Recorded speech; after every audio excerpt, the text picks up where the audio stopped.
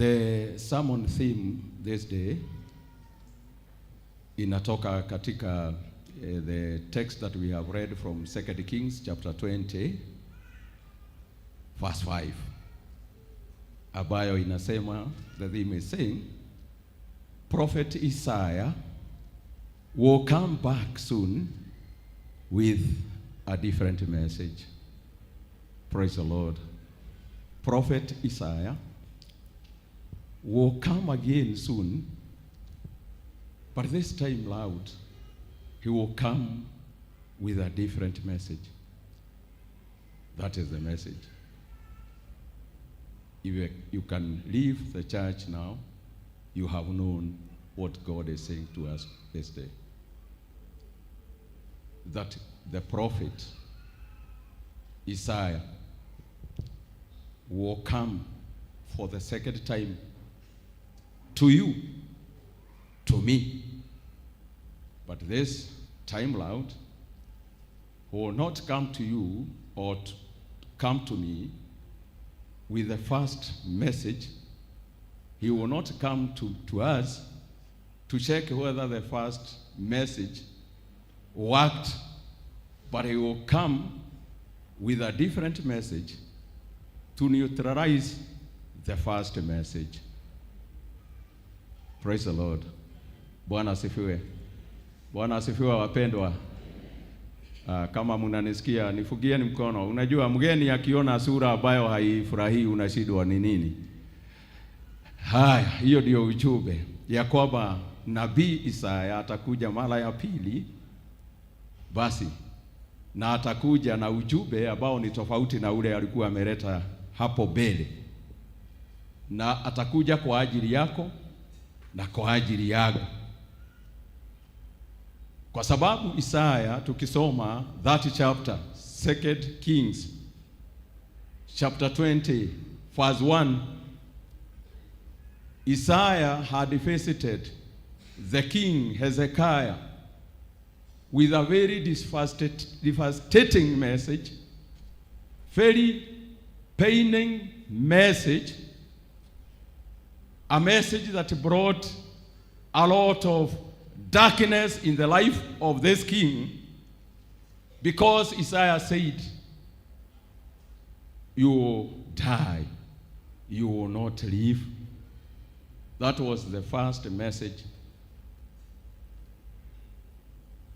But when this king heard this message from the prophet, he did not take it positively and say, Amen. He refused to say so. Because he knew that he had not completed the assignment that God had given him as a king of Israel. And here, the prophet Isaiah has come with a message telling him to prepare himself.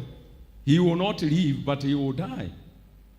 And the king knew that he had not done all what he wanted to do as a king over Israel. Therefore, he did not say, Amen. He did not accept that message. Though the message came from God, he did not accept, or he did not take that message. Inside himself, he said, no.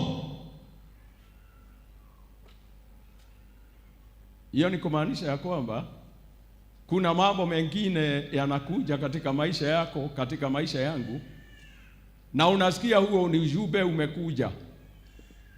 Na ukitazama vizuri, huo ujumbe umetoka kwa Mungu. Huo ujumbe umeletwa na watu wa Mungu. Na unakuambia ya kwamba maisha yako yatakaa kinyume na vile wewe unaomba, na vile umeshakuwa ukidhani utaishi katika maisha yako. Kama vile tunaona huyu nabii hakuikubali hii message, ni vizuri hata na wewe na mimi, wakati ujumbe unakuja, kabla useme amen, unakuwa na wakati wa kuwaza katika mawazo yako, katika imani yako, katika maisha yako, unajiuliza, is this the message that I was waiting from my God? Is this the message that I was expecting? Unajiuliza. If you tell yourself, this is not the message that I was expecting, inside you, you say like King Hezekiah, you say, though the message has come, I have said no. Praise the Lord. Kwa sababu siyo message yote ambayo inakuja kukufaidi. Siku hizi ni nyakati za kupata ujumbe. We are living in times of receiving messages from different quarters. Reports from where we work. Reports from where we live. Reports from where we do our studies. Reports from the families. Reports from our spouses. Reports from the doctors. Reports from institutions that give us money. We receive many messages. Na hata sasa wakati umeketi hapa, wewe unajua ni message, ni ripoti gani umepokea. Na hata ukiwa katika nyumba ya Bwana, hiyo report unaisikia, unaiona, unawaza, what will be the result of this message? And the message is official. The message is illegal. Probably one can receive the message from the court.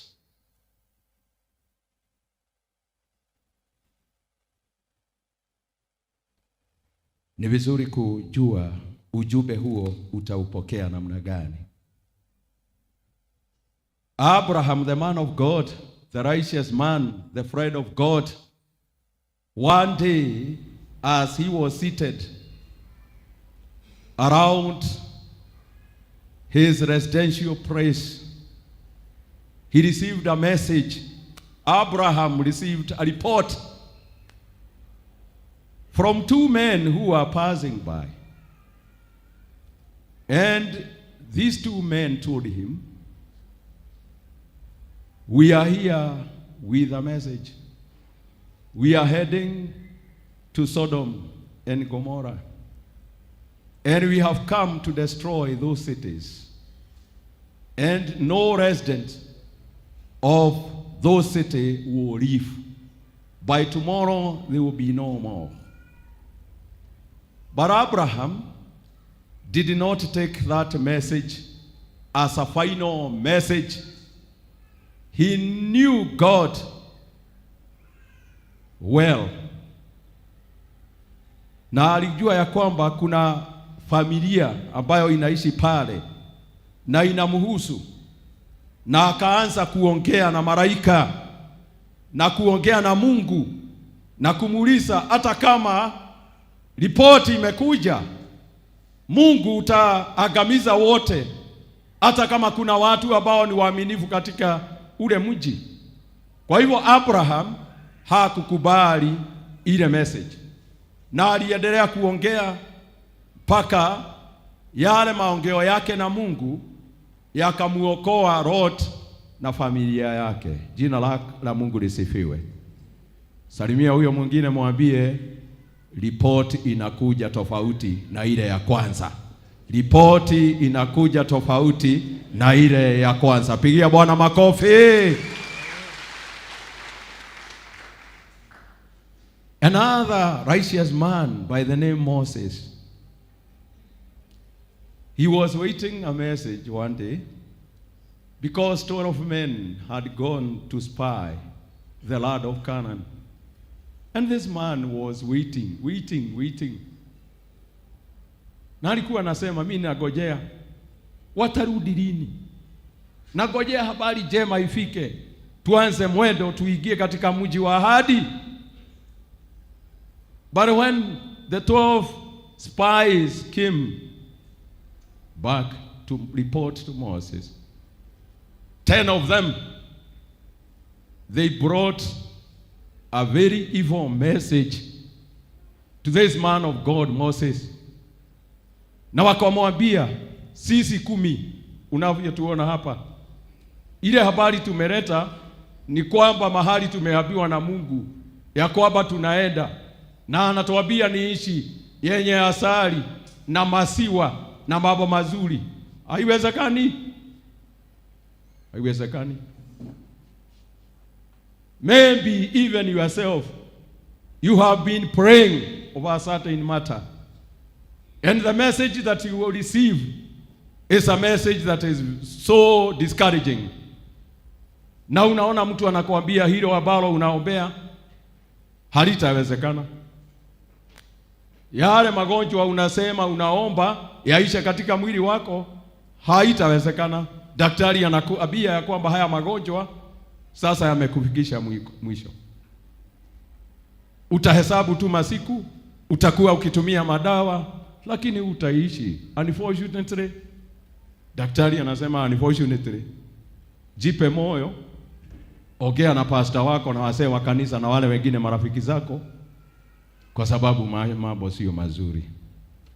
I want to assure you, brother, sister, God is here with our message. Prophet Isaiah will come for the second time with a different message. Praise the Lord. Atakuja Mungu wetu, tukimwamini, tukimjulisha kupitia maombi, tukiendelea kufanya kazi yake, tukiendelea kuwa waaminifu.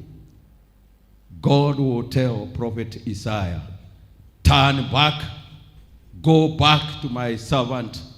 Tell him, I have heard his prayers. I have seen his tears. Take this message. Ni wewe tu ulikuwa umeenda, ni wewe tu nilikuwa nimetuma, lakini sasa rudi mara moja. Mwambie nimesikia maombi yake, nimeona machozi yake, enda umwambie hatakufa, bali nitamponya na nitamuongeza miaka, na pia nitalinda mji ule anaishi usitekwe nyara na maadui zake. Enda umwambie ataishi, hatakufa. That is the message that God is bringing to us now. Prophet Isaiah will bring another message which is contrary to the first message. There is another man by the name Job. Job received evil messages, evil reports from his servant. They could tell this righteous man, mambo yameharibika, ni mimi tu nimeokoka nikuletea habari baya. Utajiri wako, mali yako imeisha. Hata wale watumishi wengine tulikuwa tunafanya kazi na wao wamekufa. Ni mimi tu nimeponea chupu nikuletea habari. Na Job akasikia hiyo habari. Baada ya muda kidogo mwingine anakuja, learning, I have brought you a message ya kwamba moto umewaka, kumekuwa kubaya, watoto wako wamebariki. Those are bad, evil messages that came to this man of God. Lakini aliendelea kusimama kwa imani. Paul ambaye tumesoma in that book of Acts chapter 23, Paul was preparing to take the message of good news to other towns and to other people. And he was going through trials and tribulations. Na wakati anafikiria ya kwamba mambo yatabadilika kwa sababu hata anaomba, akaletewa ujumbe na kijana wa dada yake. Akamwambia kuna watu ambao wameapa hawatakula na hawatakunywa mpaka wakuangamize uishe. Lakini Paul hakuchukua hii habari, akasema amen. Aliita huyo kijana, akamtuma kwa maaskari, akasema ya kwamba enenda uambie ya kwamba kuna mpango mbaya wa kuniua na mimi sitakufa. And even as these Jews continued to do their fasting in conspiracy that they kill Paul, they were doing it in vain, kwa sababu habari nyingine ilikuja na Paul akaweza kuokolewa na akatoka katika ule mji na akaendelea kuhubiri habari njema. Ni vizuri kukumbuka hata yule Yesu ambaye tunayemwamini kama mwokozi wa maisha yetu, ambaye he is the head of this church. Hata yeye alipokea habari njema baya, alipokea habari baya, akaletewa na viongozi wa dini siku zile, wakamwambia King Herod anataka kukuua, kwa hivyo ondoka katika mji huu. Yesu hakusema mumesema nitajitayarisha kuondoka jioni. Yeye alikataa kuchukua hiyo habari. Yesu Mungu mwenyewe akasema, go and tell that fox I'll be here preaching the word of God and healing the sick today, tomorrow, and even the day after tomorrow. Jesus did not receive that message that was brought by the Pharisees to them. Why should we take evil reports that are coming to us in this life? By faith, we are going to say no to all evil reports in Jesus' name. Whether medical report, we shall say no, so that Isaiah would bring a different report to us. Bwana asifiwe. Bwana asifiwe.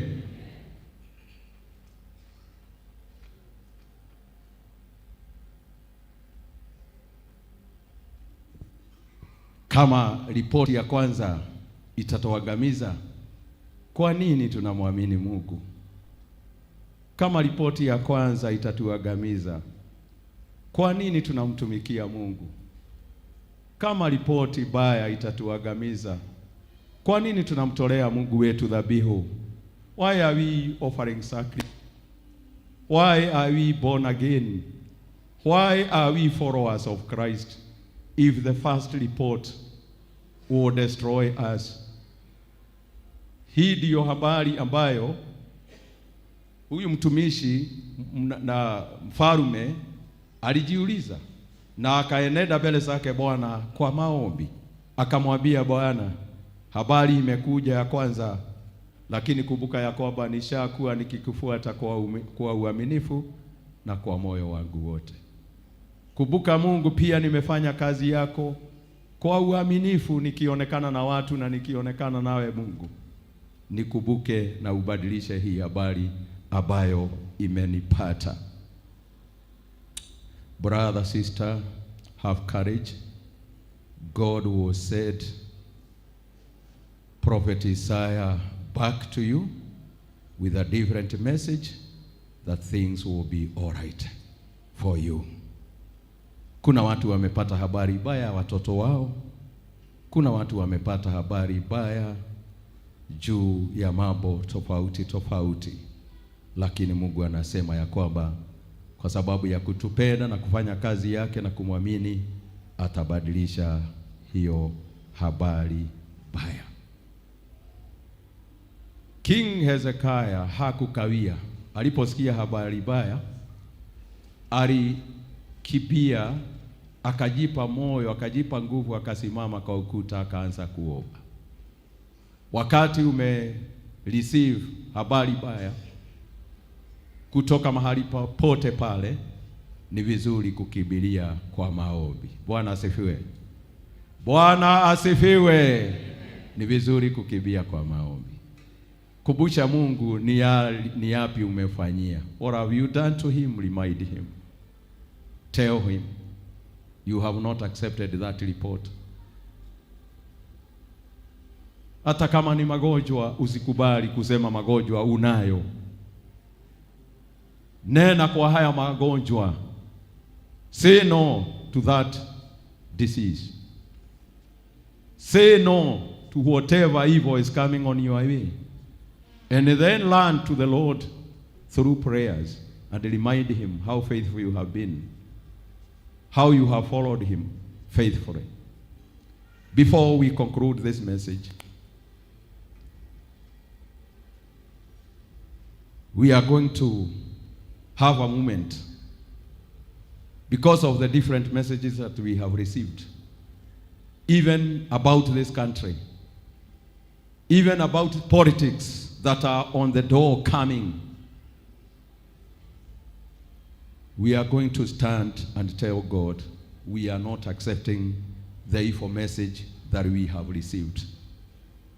And we shall tell God to remember how faithful we have been in the church, in our faith concerning our salvation, in the service. And God will hear our prayer.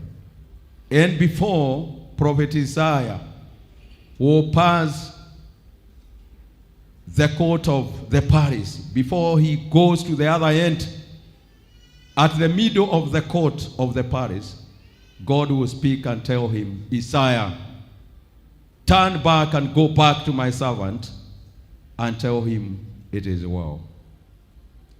Baada ya kuomba, Mungu atabadilisha maisha yetu na tutaishi maisha ya ushindi. It is also good to know, could be you have not received any bad report. Na wewe unajiuliza, sasa hii message itanifaidi nini na hakuna message ambayo nimepata mimi. It's good to remember a man of God, Uriah, in 2 Samuel chapter 11 and verse 14. One day this man, a faithful man of God, Uriah, as we know him, aliweza kubeba ripoti yeye mwenyewe bila kujua. Kwa barua, amepewa barua na mfalme, amefunga ile barua, anatembea nayo vitani, anampelekea komanda, anampatia, na hajui ya kwamba hii ripoti ambayo amebeba inasema ya kwamba awekwe katika laini ya mbele na kufe amalizwe. Unaweza kuona ya kwamba wewe hauna habari baya ambayo umepata, lakini labda kuna habari baya ambayo unajibeba lakini hujui. Kuna mambo yanatendeka mahali fulani juu ya maisha yako ili usiishi maisha ya ushindi, na unakaa kama Uria ukisema mambo yako sawa tu, mambo yako sawa, ile hali kuna barua iko mahali fulani inaandikwa sasa, inatumanwa sasa, ili uishi maisha ya ushugu after that. May God reveal to you and to me, whichever letter is written, whichever report that we are carrying without us knowing, that this report may not work against us in Jesus' name. Bwana asiwe sana. Mwasalimie, mwambie, unaweza kufikiria mambo ni sawa lakini hujui barua ni gani, hujui ripoti ni gani. Msalimie hapo, mwambie hujui ni gani. Yes. Labda umeambiwa hutapata mtoto, utaishi hivyo maisha yako yote. Hiyo ni message, lakini usikubali. Yule Mungu ambaye alipeana watoto hapo mbele, anawapatia wale wanamwamini watoto. Kwa hivyo tutasimama ili sasa tujiandae kuomba kama Hezekia dakika moja mbili, ili katika maisha yetu ujumbe wowote ambao is a scaring message, a scaring report, a painful report that came at first, that God may change and send the prophet again for our good, for our success, for our healing, tuweze kupata habari njema mwezi huu unapomalizika. Tunapoingia miezi ya kumalizia mwaka huu, Mungu awe amemtuma nabii Isaya atuletee ujumbe mwingine ya kwamba hatutaisha, lakini atatuponya, atatupa msaada, na pia atatuongeza maisha yetu tukaendelea kuishi na kumtumikia huyu Mungu. Just have a moment before the Lord. What message has come to you? What bad report have come to you and you feel discouraged today? Maybe you were separated from your partner and you have been living that way. That is a bad report. And you are waiting even for the divorce letter to become.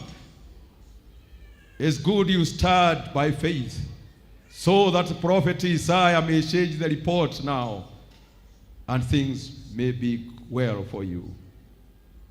Labda kuna ripoti umepata kutoka kotini ambayo inasema mali yako sio yako tena, utahama mahali unaishi. Your property is not your property again, and you have been going through battles in court. It's good to remind God what you have been doing in the church, how you have been following him faithfully, how you have been walking before his eyes. And you tell him, God, I'm waiting Isaiah to turn back and bring a good report to me, that you change my circumstance, oh Lord. Fungua mikono yako mbele zake Bwana. Kama utaweza kufungua mikono yako mbele zake Bwana, tunapoingia kwenye haya maombi. Labda umepokea habari mbaya ya watoto wako, labda ya mtoto wako hajulikani mahali alipo, labda hata kama anajulikana mahali alipo, ni habari mbaya unapewa kuhusu maisha yake. Ni vizuri kumwambia Bwana, unagojea a second report, a positive report about your child, in the mighty name of Jesus. Umepokea habari mali yako yatauzwa na auctioneers kwa sababu ya madeni. Hiyo ni ripoti mbaya ambayo inakufinya, na Mungu wako na uwezo wa kubadilisha hali hiyo. Amtume nabii Isaya akuambie mambo yamebadilika, yamekuwa mazuri. Ameona machozi yako, amesikia maombi yako, na sasa atakuongeza maisha, ufurahie maisha yako na uone ushindi wako katika jina la Yesu Kristo. Father, in Jesus' name, we want to silence every tongue that has rose against us in judgment. Some evil reports that have made us cuddle in fear.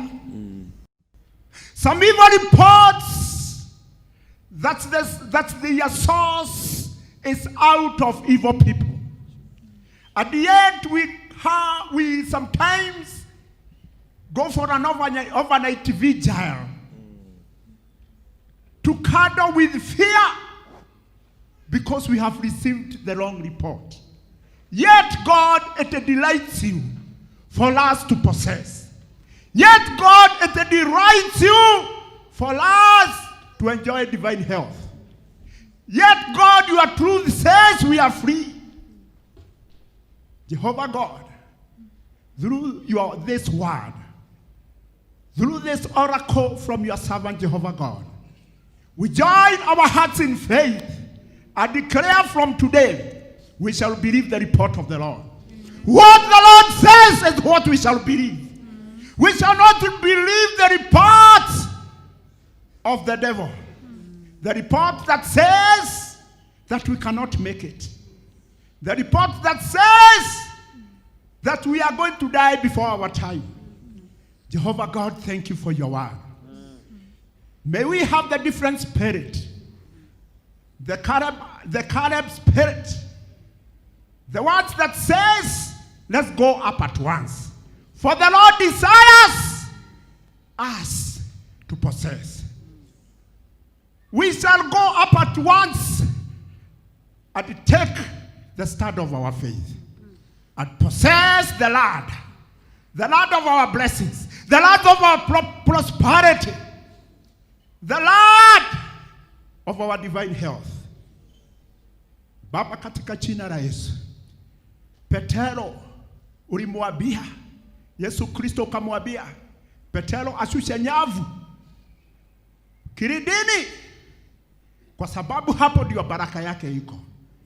Yeye angeleta mambo mengi aseme ya kwamba samaki hazipatikani usiku, lakini yeye alisema katika Luka 5 kuanzia 5 ya kwamba kama vile umesema, kama vile neno lako limepita, tutashusha nyavu, tutashusha nyavu. Tusaidie kushusha nyavu za imani kilindini cha baraka yetu, na kwa sababu umetuweka nguvu, asante Bwana kwa siku ya leo.